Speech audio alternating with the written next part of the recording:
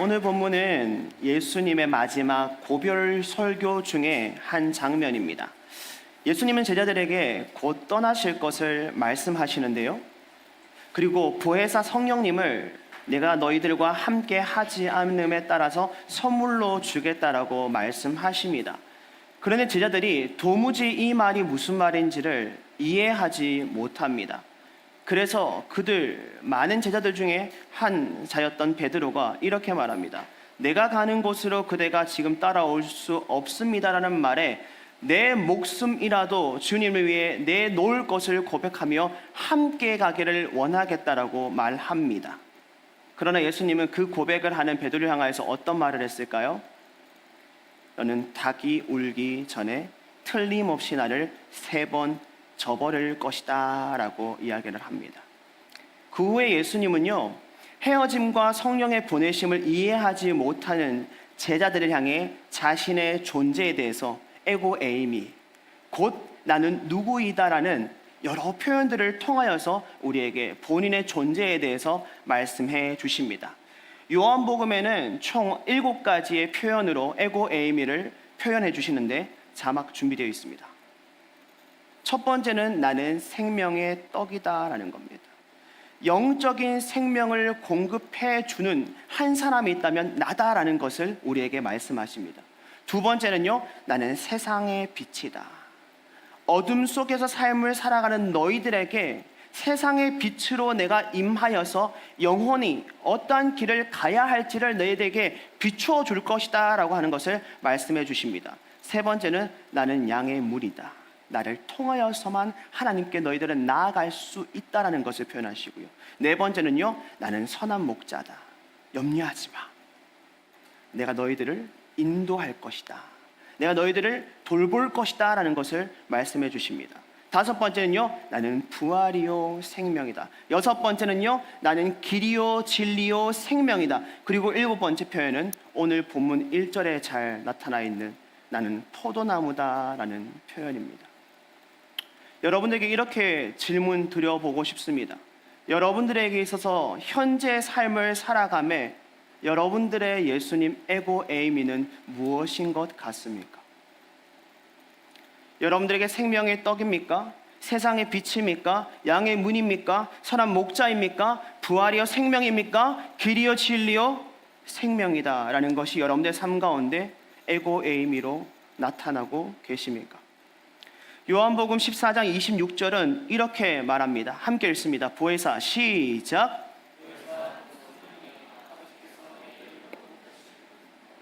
다시요. 좀 어색하죠? 제가 읽고 있는 성경책입니다.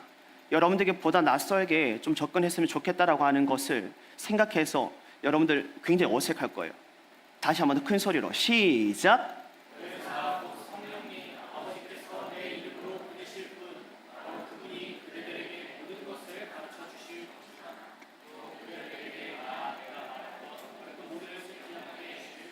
무엇을 말씀하시나요?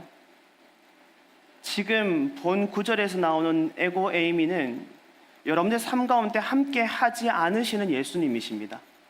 근데 예수님께서 약속하시죠. 나는 너희들을 떠날 것이나 내가 너희들에게 무엇을 선물로 줄 것이다? 성령님을 너희들에게 선물로 줄 것이다. 여러분, 하나님께서 성령님의 선물로 말미암아 성령님이 우리와 함께하는 축복을 누리기를 간절히 소망합니다. 아멘이십니까? 그래서 우리가 말씀을 보고 듣는 것이 내 안에 성령님의 일하심으로 말미암아 때마다 에고 에이미의 역사, 내가 누구다라고 하는 그 모든 7가지의 표현이 때마다 시마다 여러분의 삶 가운데 필요할 때의 성령님의 도우심으로 말미암아 지금도 일하고 계시다. 다시 질문해 볼까요? 에고 에이미, 내 안에 성령님은 지금 여러분들에게 어떠한 모습으로 일하고 계십니까? 그리고 다시 본론으로 돌아오면 오늘 예수님은 에고 에이미예요. 나는 포도나무요 라고 하는 표현으로 본인을 소개하고 계십니다. 과연 이 포도나무라고 표현하신 이유는 무엇일까? 다른 표현처럼 빛이요 생명이요 양의 문이요 라고 하는 것은 어쩌면 우리가 어느 정도 이러한 모습일 것이다 라고 생각은 해볼 수 있겠지만 오늘 말씀 나는 포도나무요 라고 하는 것은 가히 그 의미를 알지 못하면 우리는 어떠한 모습일까라고 하는 것을 상상할 수가 없는 표현이 아닐까라는 생각이 됩니다. 바라는 거예요. 왜 예수님께서 많고 많은 나무들 중에서도 하필 포도나무요라고 하는 것으로 본인을 표현하고 계시는지를 여러분들 깊이 깨달아 알므로 말미암아 오늘 말씀의 제목이죠. 가지된 우리가 포도나무 된 주님께 온전함으로 붙어 있는 은혜가 있기를 간절히 소망합니다. 아멘이십니까? 혹은 붙어 있음에도 불구하고 나무 대신 주님의 그 은혜의 진액을 받아 누리지 못하는 막힌 자, 관계적으로 단절된 자들이 있다면 다시금 주님께 붙어 있기 위함에 따른 회개와 결단이 오늘 예배 시간에 여러분의 입술을 통하여서 주님께 상달되어지기를 간절히 소망합니다. 아멘이십니까? 본 1절입니다. 1절에 보시면 예수님은요, 포도나무 중에서도 어떤 포도나무로 자기를 소개하고 있을까요? 참 포도나무라고 소개를 하고 있습니다. 그저 흔한 포도나무가 아님을 예수님은 참 포도나무라는 표현을 통하여서 이야기하고 있다는 겁니다. 어떤 사람은 이렇게 말합니다. 거짓된 포도나무가 아니야, 진실된 포도나무야 라고 말하는 이들이 있는가 하면 이 참 포도나무를 실존하는 나무야 라고 하는 그런 의미의 표현이라고 말하는 이들도 있습니다. 그러나 우리는 이 참 포도나무가 무엇을 의미하는지 확인하기 위해서는 구약의 배경을 살펴볼 필요가 있습니다. 특별히 이사야 5장 말씀을 보시면 포도밭의 노래와 하나님의 탄식이라는 소주제로 내용이 기록되어져 있음을 볼 수 있습니다. 2절입니다. 우리 다 같이 읽어볼게요. 시작.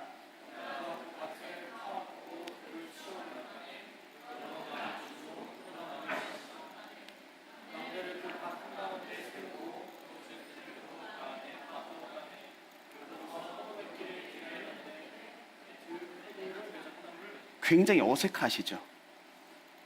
평소 여러분들이 읽는 성경책은 무엇인가 위험이 느껴지는데 굉장히 친구에게 말하듯 친근감 있는 구절의 표현이 아닐까라는 생각이 듭니다. 이 구절에서 여러분들이 조금 더 주목했으면 좋겠다라고 하는 것은 하나님께서 좋은 포도나무를 심으셨다라는 겁니다.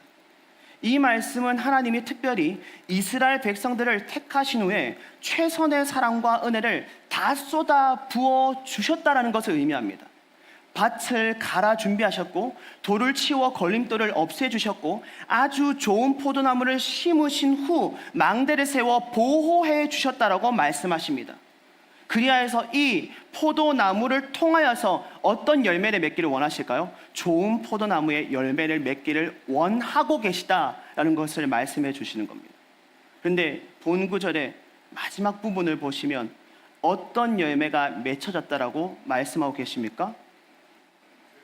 쓸모없는 들포도나무를 맺었다네 라고 말하고 있는 거예요. 온전하신 하나님의 은혜가 충만했음에도 불구하고 그 결과가 농부이신 하나님께서 원하지 않는 들포도나무가 맺혀지게 되었다라는 겁니다. 그렇다면 여기서 들포도나무는 누구를 가르칠까요? 바로 하나님의 은혜를 입었음에도 불구하고 불순종과 배신으로 응답하는 이스라엘을 상징하는 겁니다. 이스라엘은 하나님의 선택하심과 은혜를 누린다라는 것을 기억한다면 그들은 하나님께서 원하시는 뜻대로 살아가는 것이 마땅합니다. 하지만 그들은 정의와 공의의 대신 불의와 피 흘림의 열매를 맺었다. 쓸모없는 들포도 열매를 맺었다라고 이야기를 하고 있는 것이죠. 그리고 이 배경 속에서 예수님께서 우리에게 본인 에고에임이 어떤 것으로 표현하고 계십니까? 나는 다시금 참 포도나무요 라고 본인을 이야기하고 있는 겁니다. 다시 말해 이스라엘이 실패한 그 자리에서 예수님께서 이 땅 가운데 오심으로 말미암아 참 포도나무가 되어 거짓이 없고 실존하시는 하나님께서 원하시는 열매를 풍성히 맺기 위해서 내가 이곳에 내려왔다라고 우리에게 말씀해 주고 계시는 겁니다. 여기서 우리는 한 가지를 분명히 기억해야 됩니다. 참된 열매는 더 이상 혈통적인 이스라엘에서 나오는 것이 아니다라는 사실입니다. 어쩌면 구약에서는 하나님의 선택하신 백성들을 통하여서 참 포도나무 열매가 맺혀지기를 원하지만 실패한 그들을 통하여서 더 이상 이것을 통하여서 열매 맺기를 원하시는 것이 아니고, 주님께서 이 땅 가운데 오심에 따라서 그분을 통하여서 끊어진 관계가 회복되며 그분을 통하여서 우리 모두가 하나님의 자녀로서 너희가 참 포도나무의, 극상품 포도나무의 열매가 될 자격이 허락되었다라고 우리에게 말씀해 주고 계시는 것이죠. 그리고 보십시오. 열매를 맺지 못할 뿐만 아니라 어떻게 된다라고 오늘 본 구절에서 말씀하세요. 6절이에요.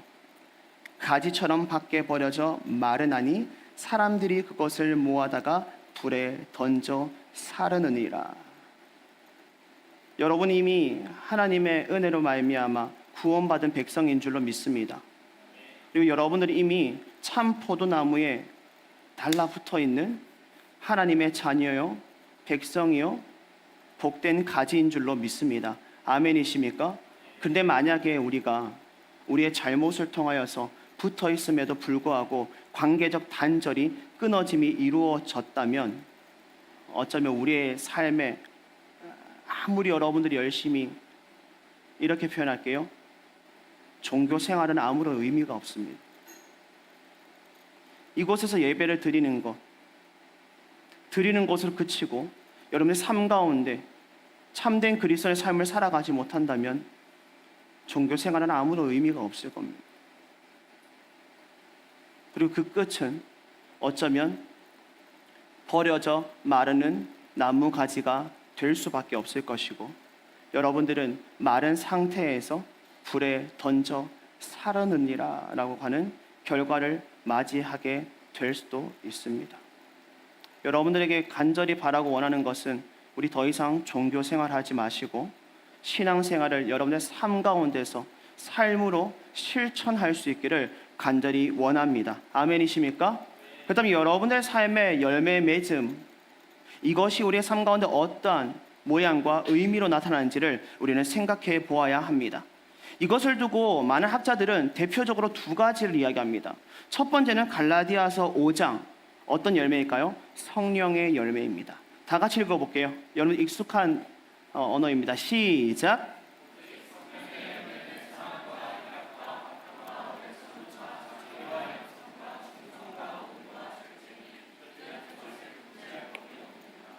참 포도나무이신 주님의 곁에 붙어 있을 때는 뿌리로부터 공급되어지는 진액이 가지로 흘러 열매를 맺게 되는데, 사랑이 없는 세상에서 사랑의 열매를 맺게 될 것이고, 불안과 두려움 가운데서도 기쁨과 평안을 누릴 것이며, 내 성질을 다스릴 수 없는 그 상황에서도 무엇을 할 수 있다?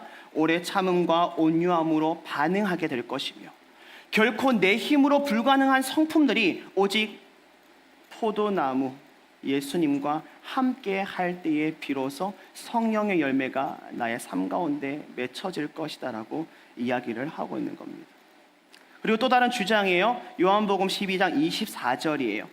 읽어볼게요. 시작.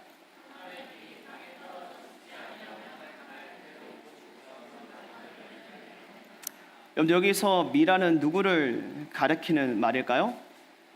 예수님입니다. 곧 포도나무입니다.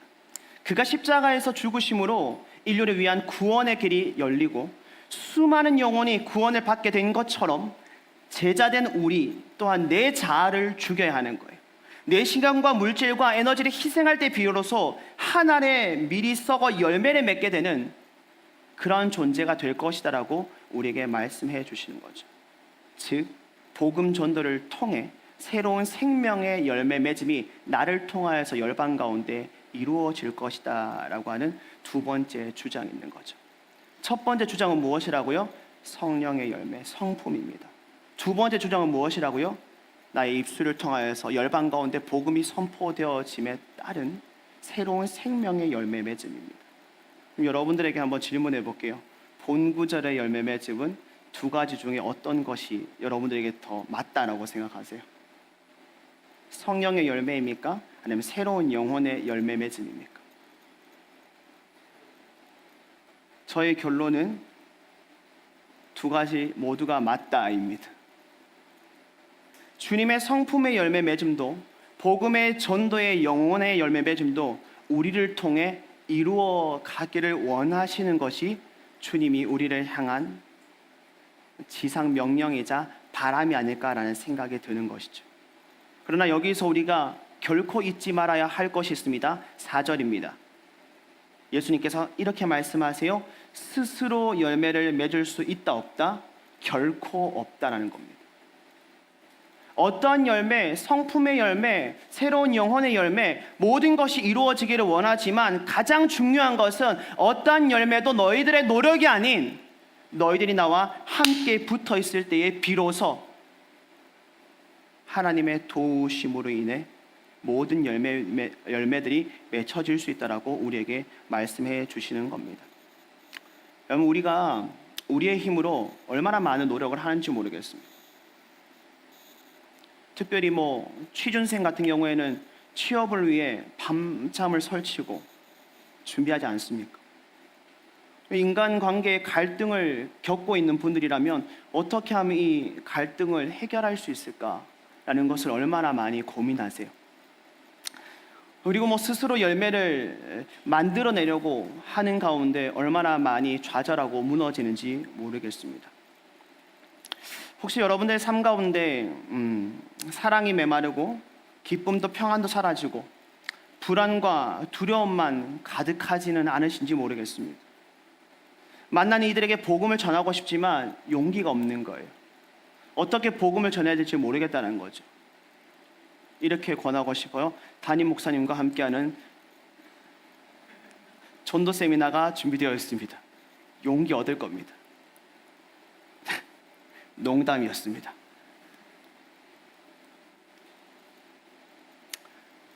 어디서부터 어떻게 무너진 이 신앙을 회복해야 될지 막막할 때가 너무 많은 것 같아요.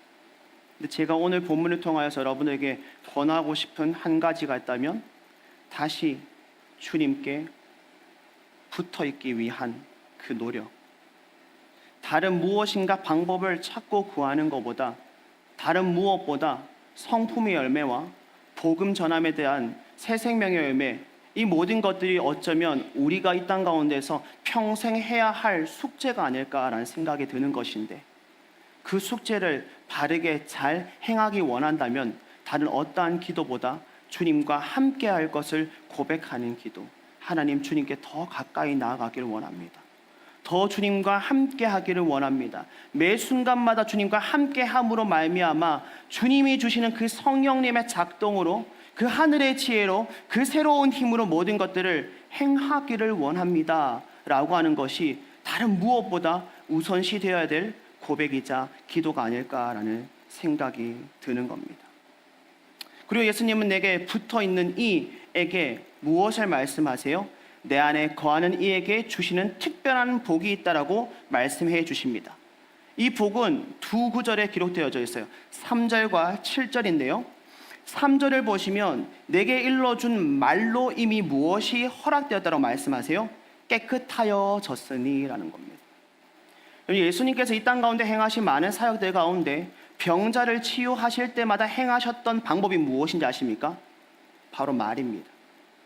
믿음으로 선포함으로 말미암아 많은 병자들이 일순간 치유되어졌다는 겁니다. 중풍병자가 일어나게 되고요, 나병 환자가 완전히 회복되게 되고요, 또 각종 질병으로 삶의 소망이 없는 이들이 예수님의 말을 통하여서 온전히 회복되어져서 새로운 소망을 품는 삶을 살아가게 되더라는 겁니다.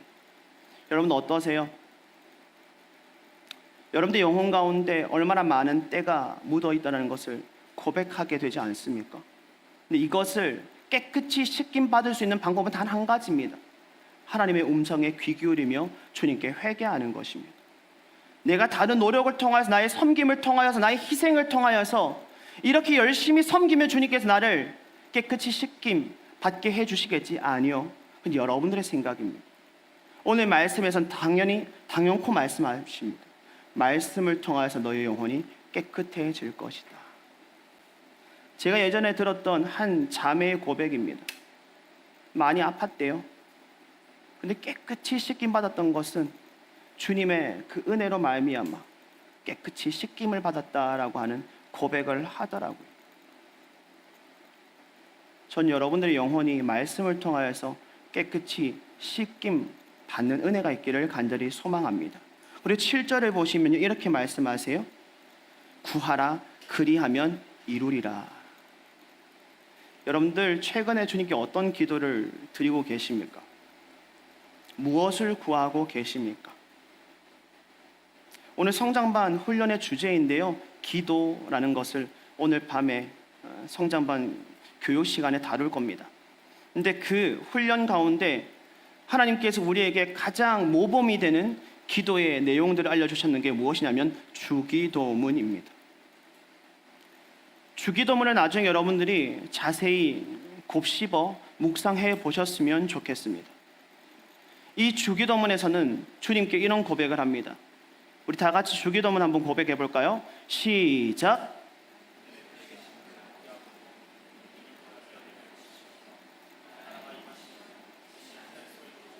잠시만요. 눈 감고 고백하시는 분들 계시는데 중언부언하지 마시고 다시 한번 더 또렷하게 시작.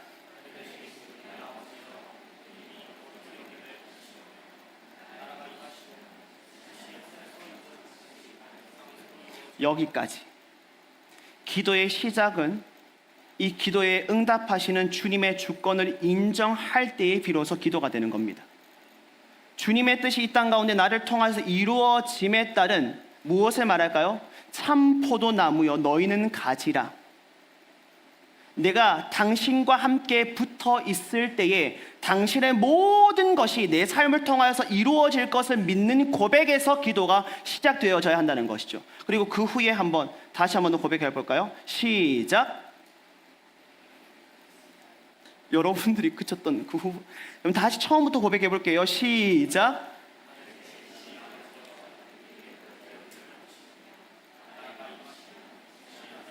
여기까지가 조금 전에 고백했던 거예요. 안 잊으셨죠? 이어서 시작.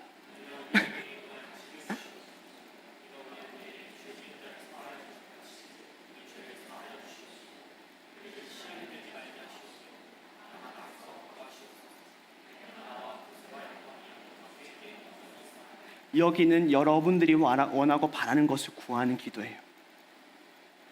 주기도문이 신앙인들에게 가장 모범이 되는 기도라고 했을 때에 먼저는 무엇을 고백해야 된다? 내가 주님께 붙어있는 존재입니다. 내가 주님께 붙어있는 존재로서 주님을 먼저 찬송하며 주님께 붙어있는 존재로서 주님의 그 진액을 통하여서 내 삶이 주님의 뜻을 이루길 원하고, 그리고 이 땅 가운데 내가 삶을 살아가는 가운데 모든 것을 구하옵나오니 주님께서 이 모든 것들이 이루어지게 하여 주옵소서. 나의 힘 아닙니다. 나의 능력 아닙니다. 나의 바람, 이 바람이 주님을 높여드리는 그 바람 속에서 이 땅 가운데 내 모습을 통하여서 이루어지는 것은 주님의 뜻이 내 땅 가운데 이루어질 것을 구하는 기도가 주님 구하옵나이다. 주님 구하옵나이다. 이 구하옵나이다라는 고백이 주님을 통하여서 이루어질 줄로 믿습니다 라고 하는 고백 9절입니다. 구하라 그리하면 이루어지리라 라고 하는 주님의 뜻 가운데 거할 때에 고백되어지는 구함이라는 사실입니다.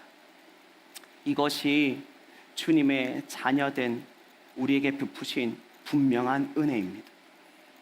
그런데 우리의 삶을 살펴보면 들리는 말들이 너무 많다라는 생각을 합니다. 우리의 삶을 돌아보면 더 많은, 어쩌면 주님보다 더 위대하게 보이는 것, 주님보다 더 크게 보이고 주님보다 더 내 삶 가운데 강력한 영향을 줄 것 같은 것들이 보일 때가 얼마나 많은지 모릅니다. 근데 붙어있는 자는 그 모든 유혹들을 이겨냅니다. 붙어있는 자는 그 환난을 어떻게든 견뎌냅니다. 상상해 보시겠어요? 주님께 붙어있는 가지입니다. 주님의 은혜는 여러분들 영혼 가운데 진액으로 계속 공급될 겁니다. 근데 우리의 삶을 돌아보면 풍랑이 가득합니다. 비가 너무 많이 내려 쏟아지는 거예요. 때로는 번개가 칩니다. 때로는 그 바람 때문에 내가 휘청휘청거리며 떨어져 나갈 것만 같은 느낌이 들 때가 많습니다. 근데 놀라운 건 뭔지 아세요? 붙어 있으면 떨어지지 않습니다. 완전히 끊어짐이 아니면 그는 언젠가는 내가 푸르게 풀었던 이 모든 것들이 떨어진다 할지라도, 낙엽이 떨어지고 내 모습이 초라해진다 할지라도 붙어있는 자는 분명히 열매를 맺게 될 거라는 것입니다. 누구 때문에요? 주님의 은혜로 말미암아입니다. 근데 우리는 흔들리는 그 상황 속에서 주님과 떨어지려 할 때가 너무 많은 것 같아요. 여러분들에게 부탁드리고 싶은 거예요. 물에 빠지면 무엇이라도 잡는다고요? 지푸라기라도 잡는 그 심정이 여러분들 삶 가운데 계속해서 묵상되어지기를 간절히 소망합니다. 여러분들, 물에 빠진 자가 지푸라기로 잡는 심정이 어떤 심정일까요? 막막한 심정 아닙니까? 내 삶이 팍팍하다는 것 아닙니까? 도무지 지금의 모든 삶에 있어서 아무런 개선이 없고 소망이 없다라고 내가 판정하고 내가 생각하는 그런 상황 아닙니까? 근데 지푸라기로 잡아서라도 살고자 하는 그 마음이 우리 가운데 있다면 주님은 결코 여러분의 인생 가운데 지푸라기처럼 일하지 않으십니다. 여러분의 주님께 달라붙어 주님을 붙잡기만 한다면 주님은 끊임없이 그 모든 상황을 언젠가는 끝마치게 하실 것이고, 그 끝마침 상황 속에서 여러분들 결코 상상할 수 없는 참된 기쁨과 평강, 그에 따른 온전한 소망을 여러분들에게 허락해 주실 줄로 믿습니다. 저는 최근 운전하면서 그런 분들 좀 없으면 좋겠다라고 하는 그 길거리 행인들이 있는데, 에어팟 꽂고 노이즈 캔슬링 기능 쓰는 사람 혹시 여러분들 중에 있으세요? 진짜 최악입니다. 이 제 차 자랑은 아니에요. 제 차가 하이브리드인데 소리가 조용하잖아요. 근데 음악을 얼마나 크게 듣는지 노이즈 캔슬링 기능을 써서 이 사람이 주변의 환경이, 상황이 어떠한지를 모르는 행인들이 얼마나 많은지 몰라요. 돌아보면 흠칫 놀랍니다.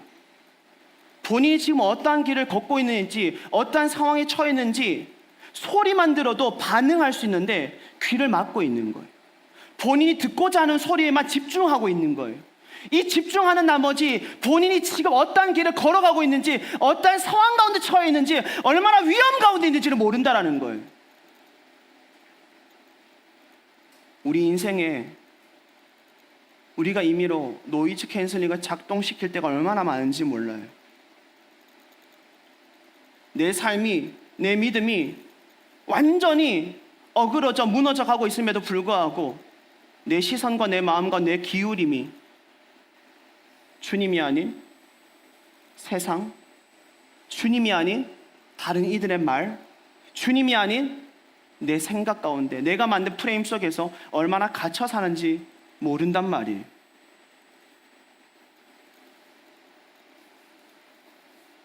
주님께서 말씀하시는 거예요. 보고 듣고 묵상하라. 힘들 때일수록 주님께 붙어 주님을 붙잡고자 의지한다면 내가 작동시킨 노이즈 캔슬링이 풀려남으로 인하여서 너희 듣게 될 것이야. 너희가 진짜 어떠한 길로 가야 할지, 지금 너희가 정작 들어야 될 음성이 무엇인지를 듣게 될 것이야. 그래서 너희들의 삶의 방향을 틀 것이고, 너희들이 다시금 안전한 곳으로 어쩌면 대피할 수 있는 그 지혜가 너희들이 작동하고 있는 이 모든 것들을 깨트렸을 때에 비로소 너희들에게 삶 속에서 이루어질 거야 라고 이야기를 하고 있는 것이죠. 억척스러운 적용, 길거리 걸어 다닐 때 노이즈 캔슬링 쓰지 않았으면 좋겠습니다. 억척스러운 적용. 근데 그런 분들이 참 또 어떤 분인 줄 아세요? 그분을 위해서 클락션을 제가 누르잖아요. 눈으로 얼마나 욕을 하는지 몰라요.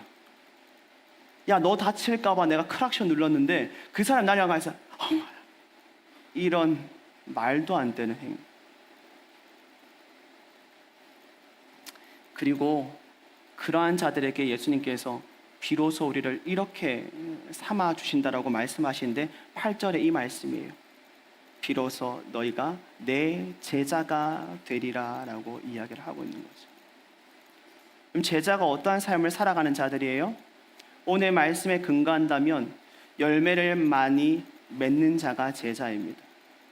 내 성품의 열매를 맺는 자도 제자이지만 나를 통하여서 믿지 않는 한 영혼이 주님의 자녀로 백성으로 거듭나는 열매 맺음도 제자의 사명입니다. 그리고 주님 안에 거함으로 말미암아 열매 맺는 자들이 무엇을 높여드리는 거예요? 주님의 영광을, 8절 보세요. 주님의 영광을 높여드리는, 내 삶의 열매 맺음을 통하여서 주님께서 받으신 영광을 높여드리는 자가 비로소 예수님의 진정한 제자된 삶의 모습이다라고 말씀해 주시는 거예요. 고대 유대의 랍비와 제자들과의 관계를 좀 소개해 드리고 싶은데요. 그 당시에는요, 제자가 단순히 스승의 말을 듣고 실행하는 것으로 그치지 않았다라고 말해요. 그 당시에 스승과 제자 참다운 관계라는 것은 스승과 같이 먹고 같이 걷고 같이 앉으며 스승과 언제나 함께하는 삶을 살아갈 때에 비로소 그 사람이 스승의 제자다라고 이야기를 했다는 거예요. 많은 사람들이 스승과 제자와의 관계를 표현할 때 이렇게 표현을 해요. 스승의 발자국에 묻은 먼지를 뒤집어 쓴 사람이 제자가 되어야 한다라고 표현할 정도까지죠. 여러분들이 예수님의 제자가 될 수 있기를 간절히 원합니다. 그럼 어떤 삶 살아야 될까요?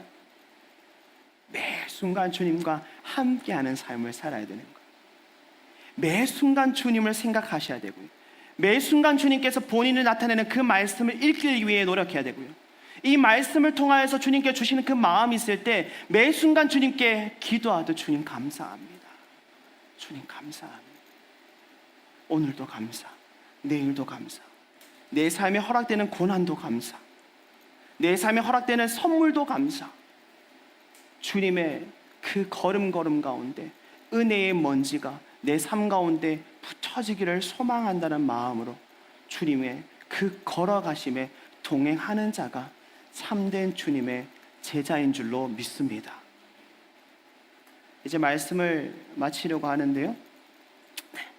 반주 한번 해주시겠어요? 오늘 우리는 나는 참 포도나무요 라고 말씀하시는 예수님의 에고 에이미를 그냥 정말 단순하게 살펴보았습니다. 그런데 오늘 이 말씀에 따른 제가 여러분들과 함께 고백하고 싶은 주제는 내가 누구에게 붙어 있는가입니다.